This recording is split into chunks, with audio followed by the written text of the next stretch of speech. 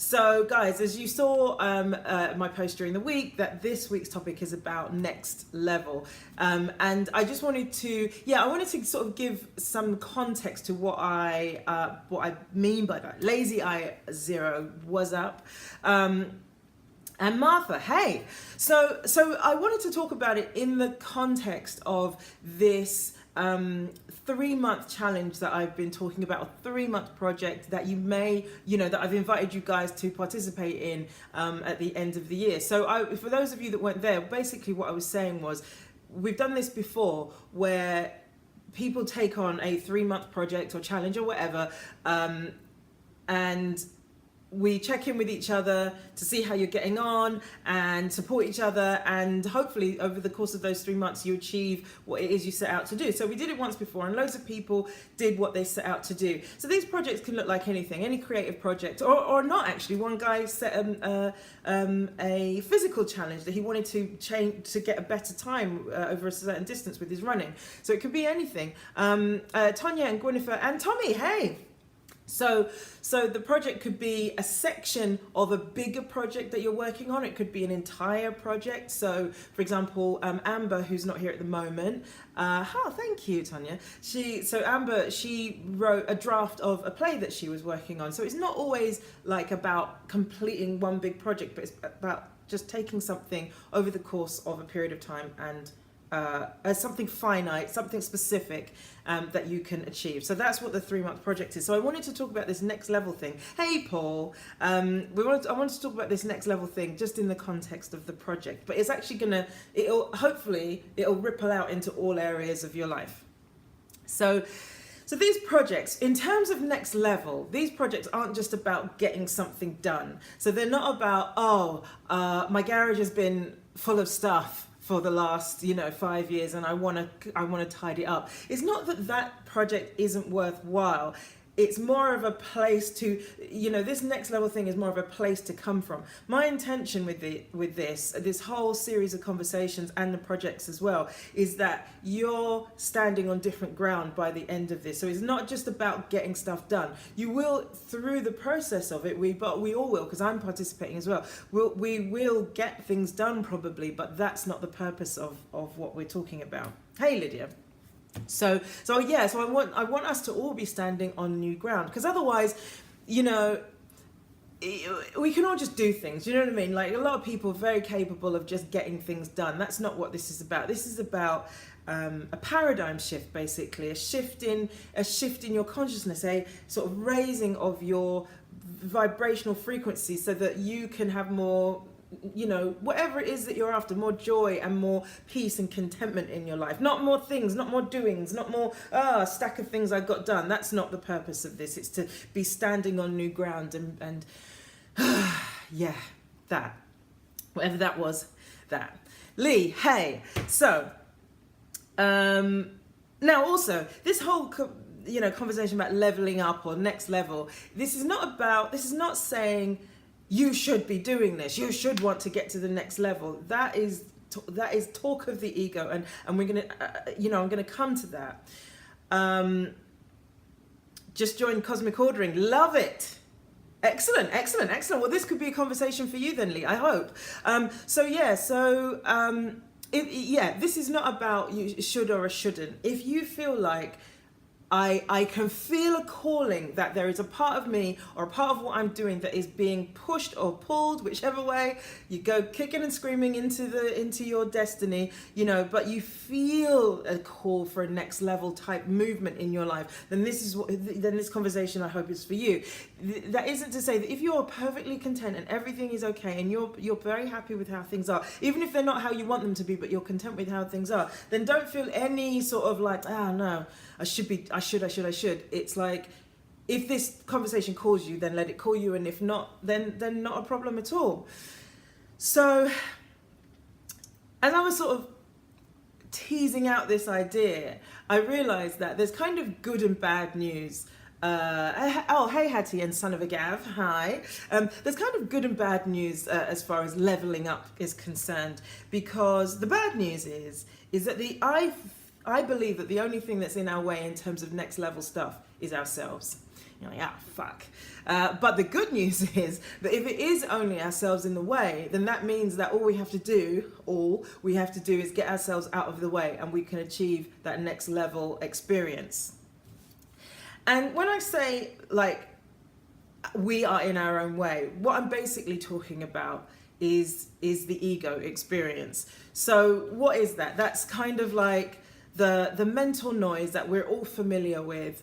Because it's funny, actually, I was having a conversation with somebody the other day, and I was saying that I was having this experience of like, I started talking about something bigger that I wanted to achieve. And then as soon as I said it out loud, I could feel myself going, oh, that doesn't feel right. Oh, it's not very, I'm really shrinking into myself. And then I said to this person, oh, it felt right at the time I was saying it, but now I'm doubting it. It's probably my ego getting in the way. And he said to me, ego, wouldn't the ego be telling you that you're great and you can do everything? But I think people have got this misconception about what ego is. Ego is it's not a good or a bad thing. It's just the constant mental noise that is happening in our head. The purpose of the ego is to keep us safe. So and by keeping us safe, what it's probably going to do is try and keep everything the same. So if you're suddenly having this big grand idea like I had the other day, the way to keep everything the same is in that instance to tell you can't do it. It's too scary, it's too weird, people will be looking at you, who do you think you are, type of thing. So the distinction of ego is not in normal society we talk about ego as in something that somebody has that makes them think that they're better than everybody else.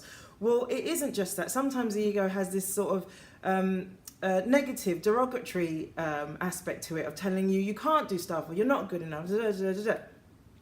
And it's not that it's a good or a bad thing. The ego is purely there just to keep you safe. That's all its job is. And frankly, if we didn't have it, we'd all get run over by cars. So it is actually a good thing to have, but you don't want it necessarily in the driving seat in your life at all times, because sometimes it's desperation to keep things the same and keep things safe is in limiting your life rather than moving it forward.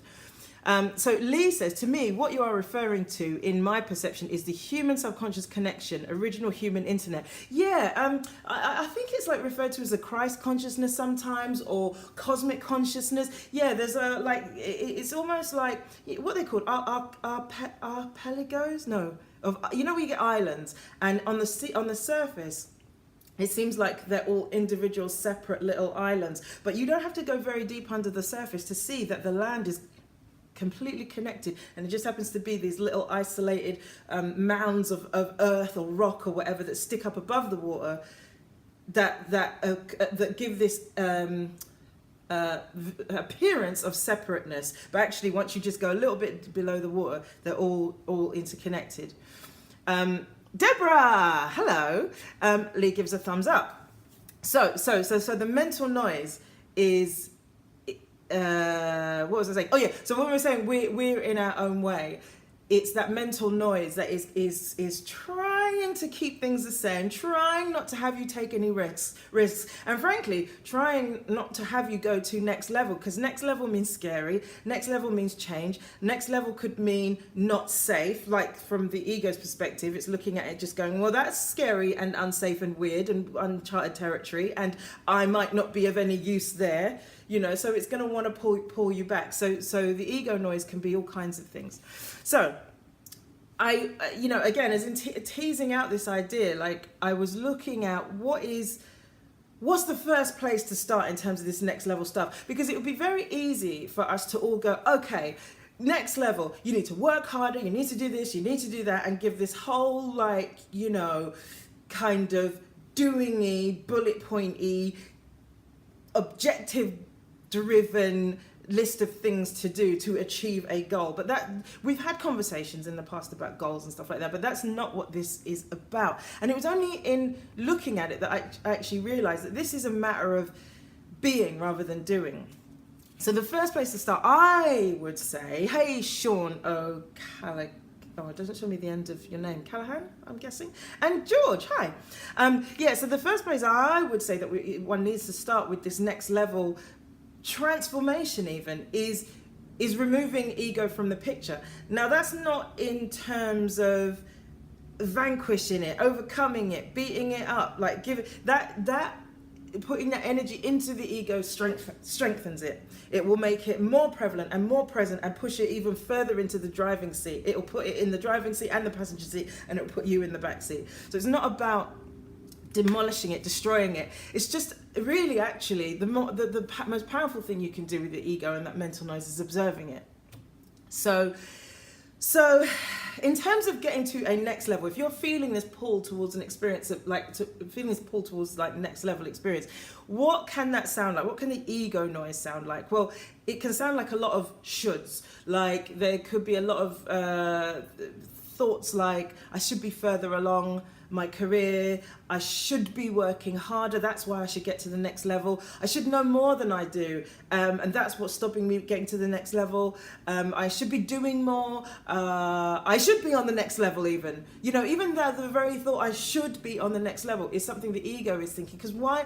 There's no should about it. It's just like either you do or you don't. And if you're not, there's the only place of judgment is coming from would be ego. Because the bigger part of you, the part of you that isn't concerned with what other people think or trying to get to a particular place or whatever, is very quiet, and is a quiet listening in the back of your something, awareness or something that is just there, just like cool. It's cool with whatever's going on. So if you feel a sense of should coming into it, then that's the ego noise. That's what I'm talking about. Because even though on the surface it looks like, because you know this thing I was saying about safety, even though that looks like, well, if my ego is saying I should be on the next level, surely that's about judgment. But it's actually just about keeping the same experience going. Because probably if your thinking should be on the next level, by the time you get to the next level, if it's ego driven, the ego will create another should, so that you're constantly in this experience of should. And that is the way the ego will keep things the same. It's a tricky bugger, isn't it? Isn't it a tricky bugger? Tommy says, starting over. Say some more about that. So I'm not quite sure what you mean. And then Lee goes, like the driver of a car, we only control. Like the driver of a car, we only control. Again, not sure what you mean. So please explain. So what else can this ego noise sound like? It can sound like comparisons. Like there can be a lot of, looking at what other people are doing and feeling like you should be where they are, that you somehow are entitled to what they have because they're further along their journey. And you feel like, oh, well, we started at the same time, therefore I should have the same thing as them, therefore I need to get to my next level type thing. Do you know what I mean? Like it's like constantly looking outside of yourself for information about what should be going on inside of yourself. I've seen this meme many times, and you guys may have seen it too, of like, don't compare, what is it? Hang on, I wrote it down. Don't compare somebody else's outsides with your insides. So what you see, in terms of what somebody else is doing or where somebody else is in their journey, you can't compare that with what's going on inside you. Who knows where you are supposed to be? Who knows what they've been through to get there? Who knows whether they're even happy with where they are? Because sometimes we look at people and go, oh, they've got everything. We look at celebrities, for example, and we go, oh, they've got it all. And how many times have we heard about celebrities that have been the top of their game, seemingly have everything, and are miserable as hell? We've had like 3 or 4 celebrity suicides. More maybe even in the last 2 years. That tells you something about what it really means to get to the top of your game, as it were, in the realm of sort of entertainment. It isn't what you think it is. So this comparison thing is of the ego. It's not a useful, helpful thing necessarily. It just is, but it isn't something that is going to be of value to you in terms of next level transformation. All right, so Lee says, like the driver of a car, we only control the levers, 20% other is the subconscious weird part. Sorry, hit send early. So I think what you're saying is, so the relationship between somebody and their ego is you're saying that it's like you're driving the car, but actually you've only got 20% control of it and the ego has the rest, and you're like talking about finding a balance between that two. Is that what you mean? Tom says, the next level, when you start over, ego does create a roadblock, getting over it and starting again. Exactly. And I'm going to come to that as well. Okay, laughy emojis from Tonya. Sometimes I think it seems to do that. Like somebody else did that the other day and then they had to write to me after because, oh, sorry, I did that. But no worries. Hey, Owen, how's it going? Owen. All right, so what else can it look like? Self-doubt. Yay, self-doubt. We're all familiar with that guy, I'm sure. So, stories about I'm not good enough. Then again, this is all stuff that the ego chatter that gets in the way of the next level stuff, or next level sort of movement. I'm not good enough. I don't know enough. What else did I write? I'm not original enough. I'm not talented enough. Like all that conversation can all get in the way of that transformation. And it's not transformation. I'm just going to leave it at that. Owen says, I'm back. Excellent. You might not have said it in that voice, but I've just like attributed that voice to your comment. Lee goes, yes, lots goes on automatically. Great, Andy. Yeah. So that is the experience with the ego, isn't it? Is because we are consciously aware, or we can become consciously aware of, some of the thoughts that are going on, but some of the thoughts are so ingrained. In fact, some of the thoughts are so ingrained that they're in our bodies. Now, take that in for a second, that you think that all your thinking is going on up here, and there are brain cells in the stomach, for example. So this whole thing of like gut instinct is, maybe there's more to it than even just like a biological physiological reaction in the stomach. There's brain tissue in there, brain cells. So there's a lot that goes on underneath the surface that we're not even aware of. Some of our thoughts are so ingrained in who we are, that in our bodies, in terms of who we are, that we're not even consciously aware that these egoic thoughts are directing our life. So it's basically what you're saying, Lee, is that like some of the stuff is happening on such a subconscious level that we're not even aware that it is like driving a car and someone in the back actually has their hand on the wheel and you don't even know it. You're like 10 to 2. Well, I'm driving this car and deep behind you there is these lessons and learnings and ideas that have been planted in your mind over the last however many years of your life. A lot of it happens in childhood. That's what's actually driving the car. That ego stuff is often what gives you the shoulds and the comparisons and the self-doubt. So observing it, it is literally observing it will take power from it. It is, if you go back to the sort of driving metaphor, you literally look down. If you saw someone's hand from the back seat on the wheel, they would pull their hand back. And sorry, my bad. So it's the same thing with the ego. If the ego's trying to get its hand on the driving seat, but you observe it, you see it, it'll be like, sorry, my bad. I was trying to keep you safe. That was what I was trying to do. That was the only reason my hand was on the wheel. I'll just sit here and read the map.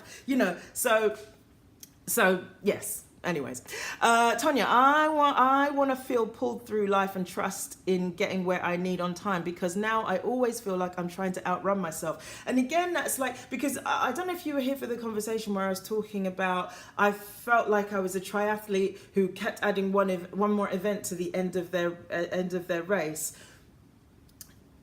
That sense of outrunning yourself is an ego thing, in the sense of like, there's this quiet sort of presence in your sort of life experience or life space that is not concerned with trying to get anywhere, but it's the ego that says you should be there, you should be there, and you're not there, so you have to work harder and you have to do more and and should. So that experience of outrunning yourself, that is a hand on the wheel from the back seat. Lee says, I believe the changes in life have increased mental health issues as well. Are you talking about general, like how society is in general? Is that what you mean? Hey, Carly. And Lee says, animal, maybe alien program. Huh? What? A driving car, looking popular fashion, etc. Okay. All right. And Joaquim says, thank God for the subconscious sometimes. It's about filling it with good stuff and experiences that make it a great support. Yeah, I mean, let's not get into the long grass with this. Let's remember that the ego is not a good or a bad thing. It's just a matter of like, who do you want to be in control? The ego has a limit to what it is capable of and what it can allow you to be capable of. So I don't want to make it like, oh, it's a bad thing or whatever. It is what it is. And our job is to not have it be so powerful in our lives that, because otherwise you're living out of a past. Your whole life experience, even how you see the future, even how you perceive your own future is based on your past. Because the subconscious has no, your subconscious is, or your ego or whatever, is all referencing off past events. So yes, you could fill it with positive things, but that's still going to be referencing off those, it's still going to reference off those positive things that you've loaded into it as past events. So what you really want to be is at the front of the train, right? Experiencing life as it comes at you, being really present to what's really coming at you and really, really happening in the moment. That's where we want to get to with this next level thing, because then that can be real transformation rather than referencing off something that's already happened. So another way that the ego can be noisy as hell is when it is this destination mentality thing. And again, this is something that I really struggle with, is thinking about what I'm doing in terms of where I want to get to. Now, it's not to say that goals are a bad thing, objectives are a bad thing, because obviously we talked about that a lot. They obviously have value because they get you the things that you want to get, and you can achieve things that you want to achieve. But sometimes when you're so destination focused, you lose touch with the present moment. You become ungrounded from the present moment. What was happening to me is that I was sort of my mood would oscillate so dramatically, because it was all predicated on how realistic or how close I felt that this destination was. And when it felt like it was further away, I got a setback or a rejection or some notes. This is mainly related to my book, surprise, surprise. My mood would go down, and then if I felt like it was the goalposts are coming closer, then my mood would go up. And so when you're sort of destination motivated, it's not that it's a good or a bad thing, but again, it is a ego thing, because like that quietness within you isn't concerned with destination, it's concerned with journey. They always, we all know that saying about it's not about the destination, it's about journey. And like we say it to other people, but we never say it to ourselves. Because when we're in it, especially if we're in a destination mentality, we're not like, yeah, but it's about the journey. It doesn't apply to me now. I need to get over there. But that is ego stuff. And it isn't going to get us that next level transformation. Godwin, hi, Varungadad. I'm probably not saying that right. Veragundadade. Anyways, hi. And Jackie, hello. Right, okay. There's a lot, isn't there? Whew. Okay. Also, you may have become separated from your purpose. Again, that could be an ego thing getting in the way of getting to this next level thing. Or you may have generated some confusion, swirl, procrastination, all that sort of stuff. All these things are ways of the ego stopping that next level transformation. You can get caught up with the procrastination, because then procrastination often leads to I shouldn't be procrastinating, I should be working harder. Confusion creates more should, because you're like, I shouldn't feel confused, I should know what I want, I should be able to just do it, So that's another way. And then finally, and there's probably so many more, because there's probably as many as there are people, but like fulfillment fantasy, as in the idea that if you get to where it is that you're trying to get to, that somehow you'll get some sort of I'll be recognized, I'll be famous, I'll be rich, I'll be important finally once I get this. These are all things of the ego, because they're things that actually, when you're dead and buried, you can't be taken with you. You can't take importance with you. You can't take money with you. You can't take anything with you. But if you're going to get to that end point, shuffling off your mortal coil, as it were, do you want it to be, I was rich, or I transformed my world? So, so these things, these fulfillment things that we might look at, they're of the ego. And again, they're not right or wrong. And sometimes, getting them can facilitate getting to that next level. So it's not, I'm not saying, listen guys, don't bother trying to earn money, circumnavigate that and get to the altruism or whatever. I'm not saying that, but I'm just saying that that's not the ultimate. Like, you remember in the Maslow's pyramid of hierarchy of needs or whatever, and he added that final layer towards the end of his life, and that layer was like transformation. That layer was about because originally the top layer was self-actualization, so being the very best you could be. But then he realized there's more to life than just that, because that's all about what's going on over here. The next level that he added was about out there. What can you do about out there? So Major's Mind has joined, and hey Ryan, hey, what's up? And Lee says, good to see a well-known person as yourself putting this out, and something we who think this way, or should I say feel, are nuts.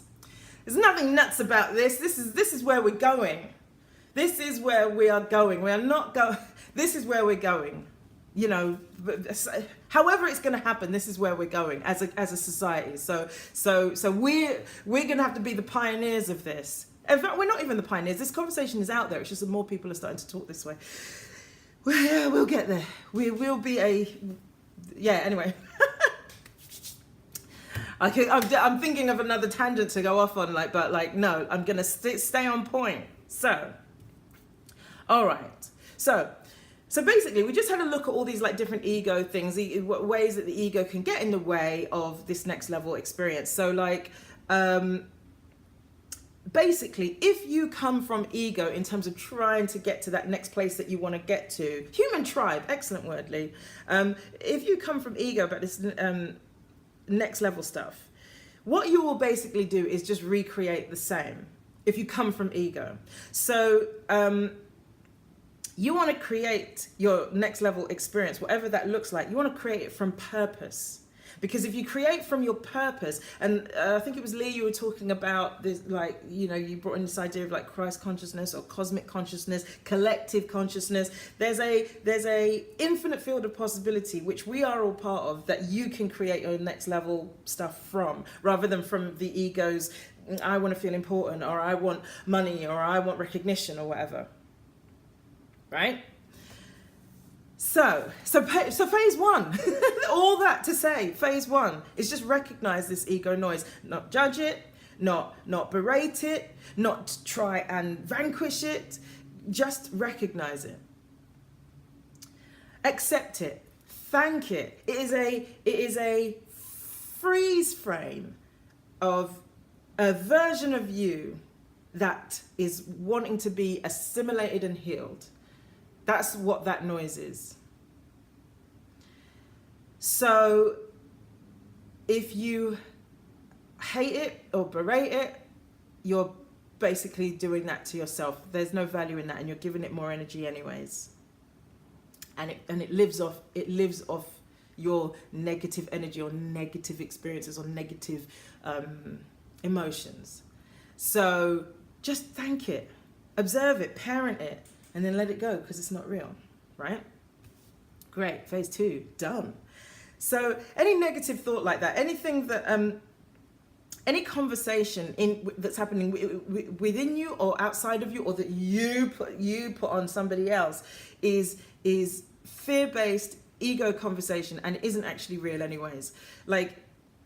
It just isn't real. So it's what are you going to do with your time? Are you going to buy into something that's not even real, or are you going to just let it? It's like a little whirlwind. Sometimes you see a little whirlwind in the street and then it just blows out or whatever. It's that's all it is. But the reason that sometimes these thoughts perpetuate is because we put so much energy in them, either by trying to get rid of them, or by trying to control them, or you're buying into them. That is a big way in which these ideas can perpetuate in our minds, is because we keep buying into them. You overcome this ego by not buying into it, by not managing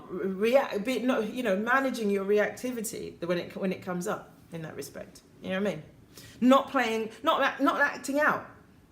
Lee says the world is our mirror. We see what we put out. Yes, yeah, because a lot of our experience of the world is that the world is out there, but actually the world that we perceive is in here, and we project it outward. So if you think the world, I saw this video the other day talking about how, you know, in Trump's experience, and I know I always use him as an example, but he's so extreme that it's just really simple to explain an idea because of how extreme his sort of personality is and that. But he sees the world as such a terrible place that that's what he projects outwards. And somebody who sees the world as in a more loving way, that's how they'll perceive it, and they won't know it. Not that they won't notice, but they won't create the sort of negativity and the darkness that somebody who's got a more negative, like disconnected view of the world, how they see it. Jay Fallison, hello. Okay, so what's number 3? Right. Okay, so 3 for this journey is get where you are where you are. You are where you are. We are where we are. What does that mean? That means we are where we are. There is nowhere else that you're supposed to be on this journey. So all this I should be further along. I should be on this next level. No, this is exactly where you need to be. Sometimes you need to have gone up and come back down to really be able to create, honestly, on a strong foundation, that next level. You know, even in my own professional career, well, I suppose what other type of career is there? I've been famous or whatever. I've done stand up in, the highest, some of the biggest platforms in the UK and stuff. I've been there and then realised that it wasn't for me. So come back, reevaluated, and then looked from there. What's really true for me? What do I really want to create? What do I really want to create for myself? And so we all have this idea that, our progress should be linear, but that's not what the universe necessarily has in store for us. Sometimes the universe is right. I want to give you that experience, then I'm going to pull you back, then I send you in this direction. And then I might pull you back a little bit, and then I'm going to send you, then you're going to, you know what I mean? Like, so this idea that we think, I was reading a book, and I've read this a couple of times, but it's basically sort of laughing at mankind that we're so arrogant to think that we know better than God. Now, not obviously, if you're not religious, interpret that in a way that it makes sense to you. Don't throw the baby out with the bathwater in terms of the message, but that we think we know better than the universe. So we're very willful in terms of what we want. It should go this way. It should be linear. It should. And the universe is like, I got you. But we're like, no, I know what I want. And the universe is like, okay.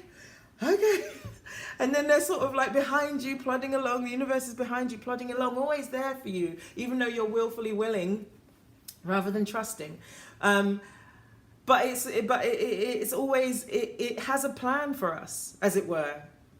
All right, we're going too far down that road. Maybe, I don't know. Anyways, we'll take whatever bit of that you want. But basically what I'm saying is that the journey isn't always going to be linear. That, rough seas make good sailors. So you don't necessarily want a smooth, easy path straight through. You might want those bumps in the road, because if you have to drive on just straight roads all the time, I think driving is a very good metaphor for all of this, but if you have to drive on straight roads all the time and then you end up driving in London, like Tom, my friend Tom and I were talking about London driving, the roads were built for horse-drawn carriages, they weren't, and so they're windy, windy roads, and they're very difficult to drive if you're used to driving straight roads. And so, a driver who's used to straight roads isn't gonna do very well in London, and that's the same thing with our journey, our emotional, our sort of spiritual, our existential journey in life is not going to be. It doesn't serve. In fact, we should be welcoming these rough seas, because it's like, strengthen me. Universe, strengthen me, make me ready to be the person that I need to be able to achieve these goals, to be able to go to this next level, etc. So Alistair, hey Alistair, Amber, hi, joined. Tonya says, you're making so much sense, that's great. And Tonya says, I'm painting while I'm listening and I just feel every word, fantastic. And Voragunda Day says, thanks for sharing these incredible lessons. And Ian has joined, and Gwyneth says, that's an awesome imagination. We got the universe's we've got the universe's back. Wait, the universe has got our back. You know, and it's quietly there, always, constantly with us. And it doesn't matter whether we like it or not, or whether we appreciate it or not, whether we even notice it or not. You know, find that poem or prayer about the you know, 2 sets of footprints in the sand, and you'll just be like, blah. Okay.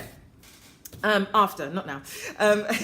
So anyways, all right, so third, what is it? Oh yeah, you are where you are. So fine, great. And also remember this, the universe would not give you this desire that you have, whatever it is. It would not put this desire on your heart if it had not equipped you to be able to fulfill on that. Now, we might not currently be the person that we need to be to fulfill on that. So that's what your rough seas are about. So what may seem like setbacks, rejections, things going wrong or whatever, is actually the universe saying, listen, you said you wanted this thing. I'm preparing you for it. Trust me, I got you. So that you are where you are, rough seas, and the universe has you. So this whole next level thing, it's taken me quite a while to get to it, but I think I just needed to set up this context, it's not a matter of doing. With these projects that you guys take on, they're not about the doing. Doing will be part of it, but that comes secondary. These are a matter of being. So this you know, to create this transformation, what we're talking about is about stepping over a barrier that many times you have just butted up against and just turned back. Hey John. So there will be times in your life where you probably are not even aware that you came to this barrier, that you were just like, no, that's obvious. That's obviously something that can't be overcome. Or I don't want to, I just don't want to go there. Well, this next level stuff is about going there. This is about not butting up against it. This is about pushing through. That's transformation. Because that's not, that's through. The only way forward is through. That's where you get your transformation. And Vach Bleh has joined. Hi. All right. So, okay, I want to read you something. Because now I want to talk about the different places that you could be leveling up from. These are just examples. You'll know personally what's so for you and where you can feel that something could be transformed. I need a drink. Matcha tea. I know it looks like pond water, but it's actually really nice. I mix it with apple juice. Anyway. So, yeah. I wanted to read you this to give a little context of what we're about to talk about. But knowing is not everything. We must apply. Willing is not enough. We must do. Whatever you can do or dream you can do, begin it. Boldness has genius, power, and magic in it. And that's Goethe. It's, I don't even know what he is. Is he a musician? He was a musician? Boldness has genius, power, and magic in it, right? So, if you are going to level up in the way that we're talking about, you're going to need boldness. You're going to create magic, and you're going to use your genius. So that's why this isn't about doing. This is not about, I don't need to say it again. You get what I'm talking about in terms of the difference between doing and being, right? So, for example, here's some examples. Oh, Paul says, really inspiring stuff. This is stuff that I believe, but I forgot. Goethe also says that thought transcends matter. Absolutely. Isn't it weird that someone that long ago was saying something like this? So say you're dreaming of doing something, but you haven't started. I believe it is possible to start any creative career or not career, but sort of pursuit in any field. It's possible to just start. I tried to think of one area where it's like, no, you need to have trained, or you need to I'm talking about being a creative careers. I'm not talking about being a doctor. You can't just like, tomorrow I'm going to do an appendectomy. You can just start. So there's boldness. What does he say? Oh, wait, no. Whatever you can do or dream you can do, begin it. So just start. Just start. I don't think I need to say any more than that. If you're an amateur, for example, and you want to try and generate income, then you're probably butting up against issues of like resourcefulness or something like that. So look at your network. Start by offering discounts. Hustle. Find your community. You know, start putting yourself out there, and also transform your thinking. You know, sometimes people forget that the survival jobs that they're doing, they're a form of income because they're facilitating your art. If you want to go pro, if you're amateur and you've been doing that a while, but you want to go pro, that's when boldness is really required. You have to really look at your life and just see, can I make changes that could allow me to go pro? And that might look like needing less money to live, like reducing your monthly outgoings or whatever. Like when I first started as an actor, I took a mortgage holiday. Well, that doesn't sound as fun as it should, or that isn't as fun as it sounds. It basically means not paying your mortgage for a certain amount of time by agreement with the mortgage company, and then they add the money that you haven't paid onto the end of your mortgage. So it's a very expensive way of borrowing money, but it was just like I was just trying to spitball and find ways of making it work, and that was one of the things that I did. Now, it was a gamble that in the end paid off, because now I'm in a position to pay off my mortgage like 10 years early or whatever. But there's always some changes that can be made if, you know, this is the way that you want to go. If this is really what's on your heart, what you're called to do, then you will find a way to make it work, because that's who you are being. You know that the universe has got your back, and there's trust and boldness there. Maybe you're already a pro and you have a project that you want to do, but you haven't started. Just start. Maybe you have a project already and your working world has flow to it. Then find your purpose. You know, we had this conversation about purpose a while ago, and that is, you know, finding the why of why you're doing this, particularly, and I was just about to say particularly in the creative fields, but actually I think it applies to all areas of work, is that there is a bigger thing underneath the thing that is the reason that you're doing it. Ryan, you were talking about being a community officer. I was thinking about this the other day that you said that, and I would venture that there's probably something really deep within you about serving your community or something like that, because it sounded like you were really pulled to it. So finding your purpose gives so much context to why we're doing what we're doing, that it can clear the way. It can get your ego out of the way in such a way that things can flow for you. It won't be easy sailing necessarily the whole time, but it can create a sense of flow, because then you're coming from that deeper part of you rather than just the ego needing to be satisfied with trappings or appreciation or money or recognition or awards or whatever.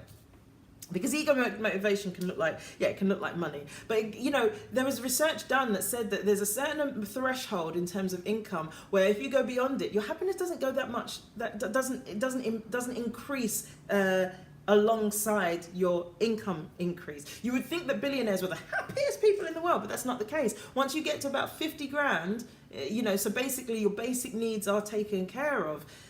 Money does not create happiness. So the ego has fooled us into thinking that money is the be all and end all, but actually it ain't. Recognition, fame, awards, security, adoration. You know, once you get to those places, you will very quickly see that there's a limit to how much satisfaction one can actually get from those things.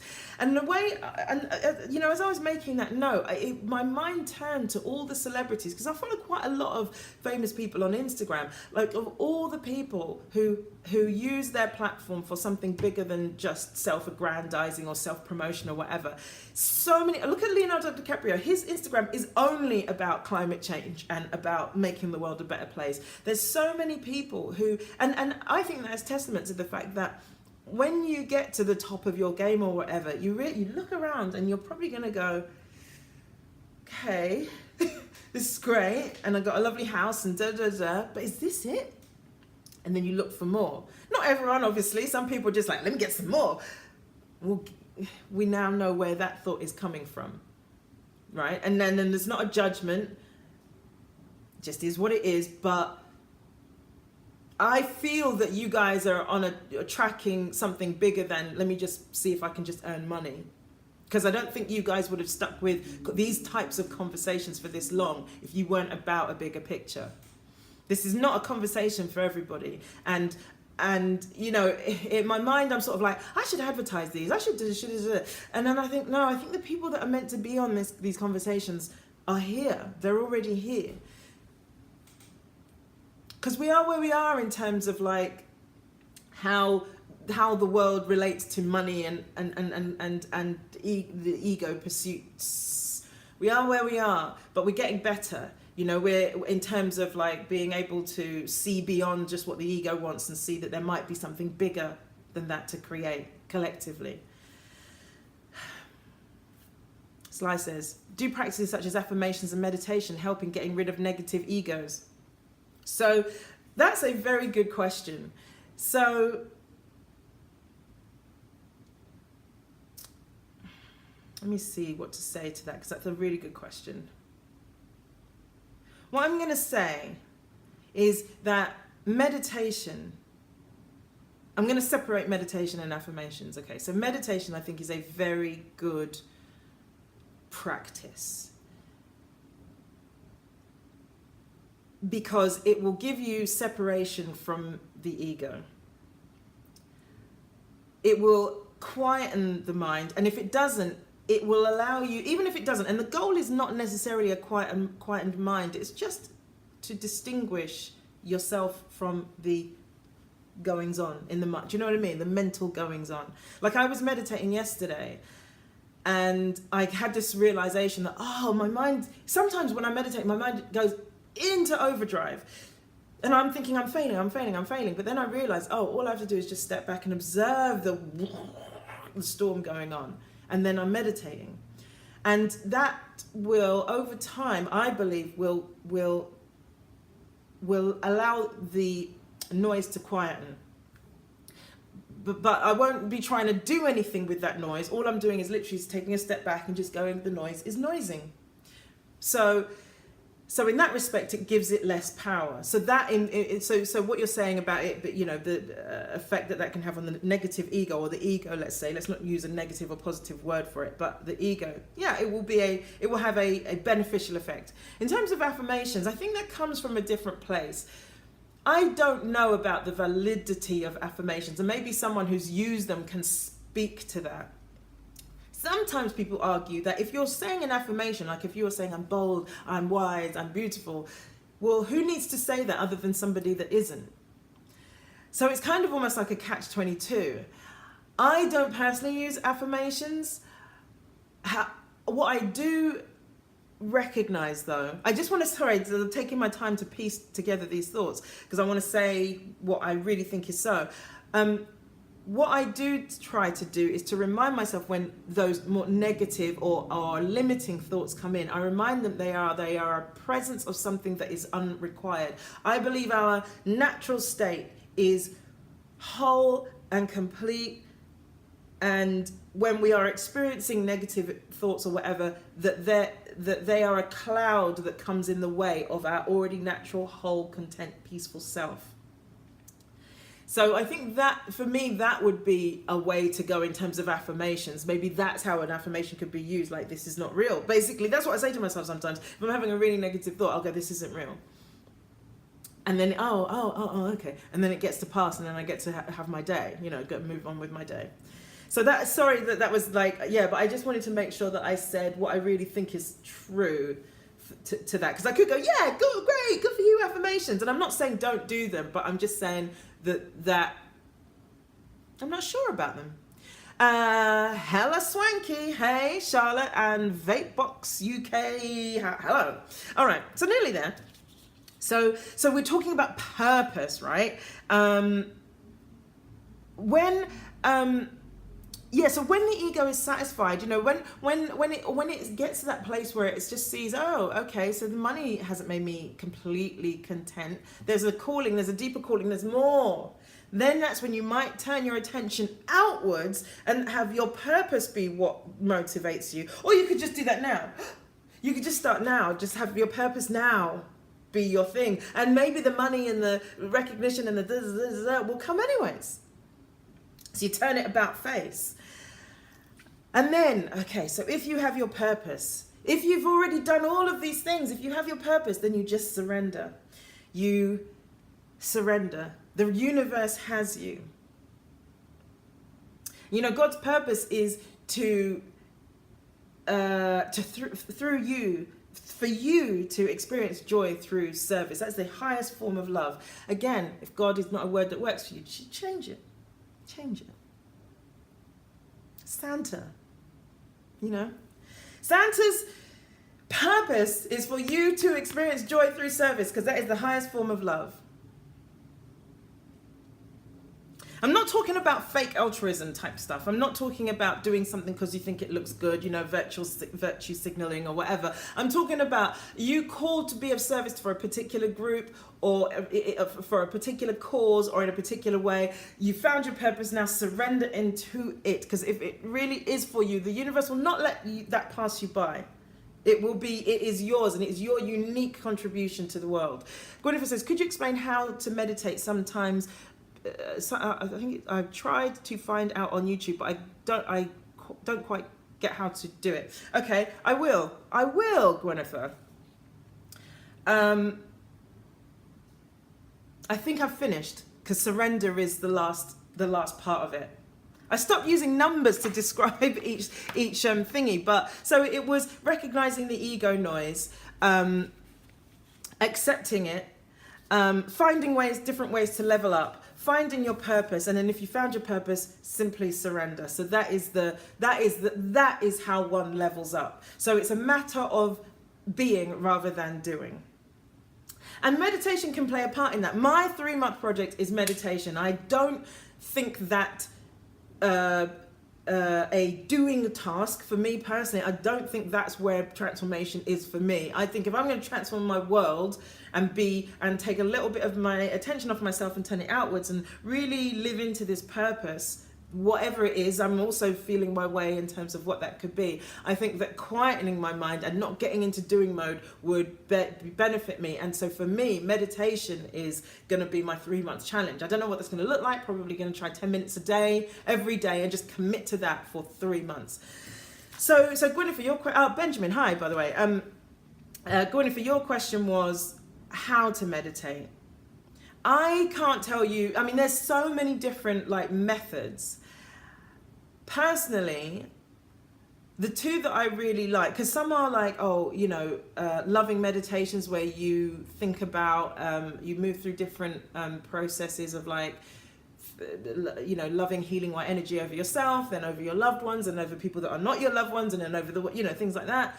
What I do is I basically observe my mind. So I try and have my mind just go through and observe what's going on and not get attached to any thoughts. I close my eyes and I set a timer and I just quietly just sit cross-legged and observe my mind doing its thing. Sometimes I'll observe it's my whole experience. So I'll observe everything I can hear, everything I can smell, what I'm feeling, what's going on in my body. I did a Vipassana meditation, which is a sort of silent meditation retreat. Obviously, nightmare for me, but it wasn't. It was amazing. And their meditation is basically about training your brain to observe your physical experience, just checking in with yourself physically. So it starts from the top of your nose, and you basically take your attention over your whole nose, and then over your whole face, and then over your whole body, and there's a very specific way of doing it, or you do the same every time, because he said if you just jump around the body, then you won't train your mind to be disciplined. So you always go in your left arm, then your right arm, then your torso, then your left, then your right. So that's another way of doing it. But really, even if you just sit quietly for 10 minutes and your mind is doing whatever it does, just have that be your meditation. You know, meditation can be a moving meditation. So that's what yoga is supposed to be, but it's got hijacked by some folks who turn it into something else. But, you know, yoga is supposed to be a meditation. It's supposed to be a breathing, moving meditation. The breath is the most important thing with yoga, not the stances. The stances are to give you, were originally to give the yogis the strength to be able to sit cross-legged for hours and hours and hours. That's all yoga is meant to be, but it's turned into a form of exercise. So you could do yoga meditation. Listen, you could do gardening meditation. You could do washing up meditation. The point is not what you're doing. It's the being that is doing it. You know, so who you are being in the process of doing it. If you are totally conscious, totally present it sounds like silly, but like go with it. But if you're totally present as you are scrubbing a plate, and really just aware of the water as it goes over the plate, and just very aware of the, you know, letting the water drip and then placing it down, and then take a breath and watch the next thing. And that's all that you're in, and your mind doesn't wander. If you do, you just bring it back. You bring it back with loving kindness back to whatever your moving meditation is. You know, you could do gardening as a moving meditation. You know, so it's about bringing yourself back into the present. You know, there's no rules or regulations about how meditation should or should not be done. Sometimes I do a writing meditation, you know, sometimes I will write in my journal, just like free form, free flow, whatever is in my mind.